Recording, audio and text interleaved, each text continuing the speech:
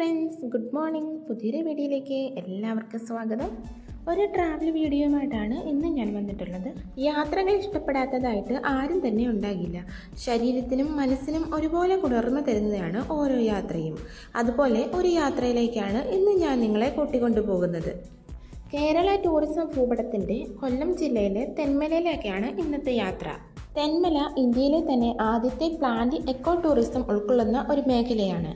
തെന്മലയിൽ അറിയപ്പെടുന്നതും അറിയപ്പെടാത്തതുമായ ഒരുപാട് ടൂറിസം സ്പോട്ടുകളുണ്ട്.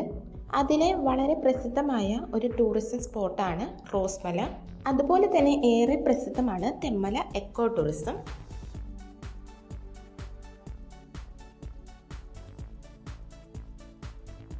പ്രകൃതിയും അഡ്വഞ്ചറും ഒരുപോലെ ആസ്വദിക്കാൻ ഇഷ്ടപ്പെടുന്നവർക്ക് ഉള്ള കിടിലൻ സ്പോട്ടാണ് തെന്മല എക്കോ ടൂറിസം.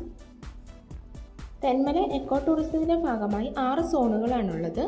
ഈ സോണുകളുടെ എല്ലാം ടിക്കറ്റുകൾ എടുത്തിട്ട് വേണം ഓരോ സോണിലേക്കും പോകാനായിട്ട്.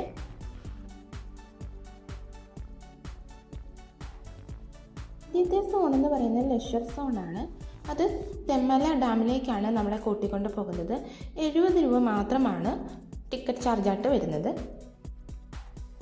ഒരുപാട് ആൾത്തിരക്കൊന്നും ഇല്ലാത്തത് കൊണ്ട് തന്നെ ഫാമിലിയുമായിട്ട് അധിക സമയം എൻജോയ് ചെയ്യാൻ നമുക്ക് സാധിക്കും.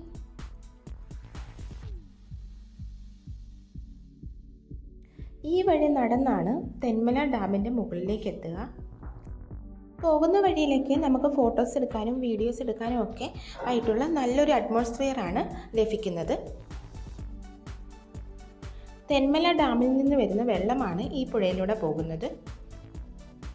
ഡാമിൻ്റെ ഷട്ടർ തുറന്നു വിടുന്ന സമയത്ത് തന്നെ വരുമ്പോഴാണ് നല്ല വ്യൂ ഇവിടെ നിന്ന് കിട്ടുന്നത്. 85 മീറ്റർ ഉയരമുള്ള ഈ ഡാമിന് കല്ലാർ ഡാമെന്നും പരപ്പാർ ഡാമെന്നും തെന്മല ഡാമെന്നും ഇങ്ങനെയുള്ള പേരുകളിൽ അറിയപ്പെടുന്നു.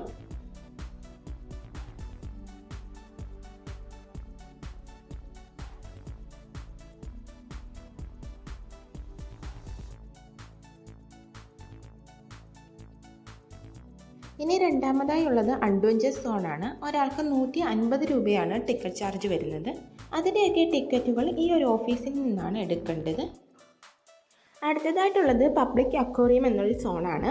അത് രാവിലെ 10 മണി മുതൽ വൈകിട്ട് 6 മണി വരെയാണുള്ളത്.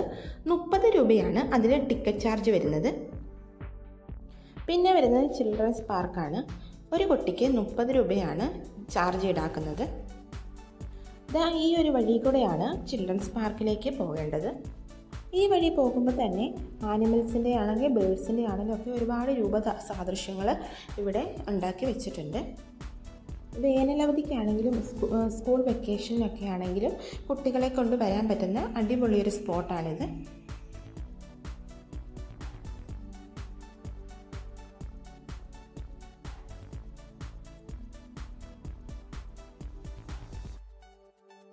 അതുകൂടാതെ ധാരാളം വൃക്ഷങ്ങൾ ഈ ഒരു സ്പോട്ടിൽ നട്ടുപിടിപ്പിച്ചിട്ടുണ്ട്. അതിൻ്റെയൊക്കെ പേരും ഡീറ്റെയിൽസും ഒക്കെ അതിൻ്റെ ചുവട്ടിൽ തന്നെ എഴുതിയും വെച്ചിട്ടുണ്ട്.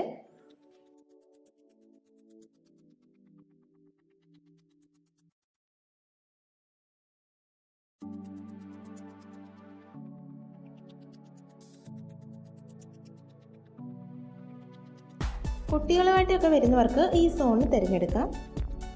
30 രൂപയ്ക്ക് ഈ സോണ് വർത്താണ്.